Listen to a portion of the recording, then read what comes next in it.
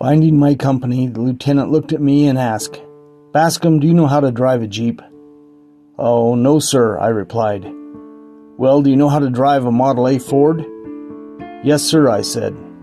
"They're all the same. Get out there. We need a Jeep driver to evacuate the wounded." "Yes, sir."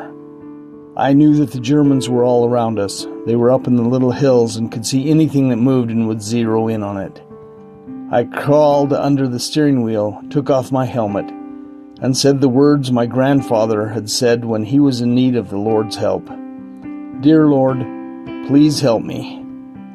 A calm feeling came over me, and I was ready to try to get the wounded out through town to the aid station. They brought out 2 men.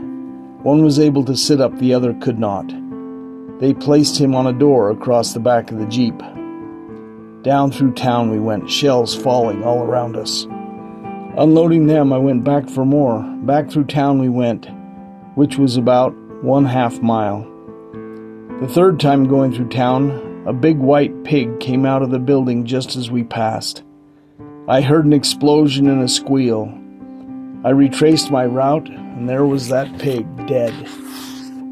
I went back to the aid station with 2 more men, only this time the medical lieutenant came out and said, "Will you take them on to Bastogne?"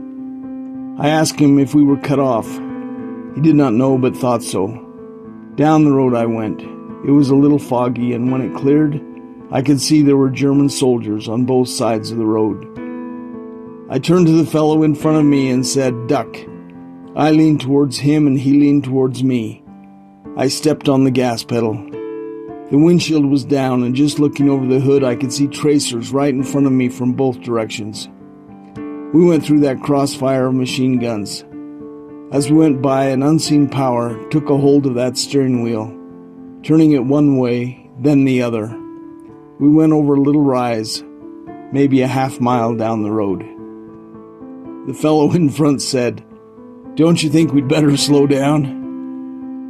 We were in a Jeep that only registered 60 miles, and it was nearly 1/2 a minute at least before it even registered down to 60 and started dropping. There ahead of us were 5 of our tanks.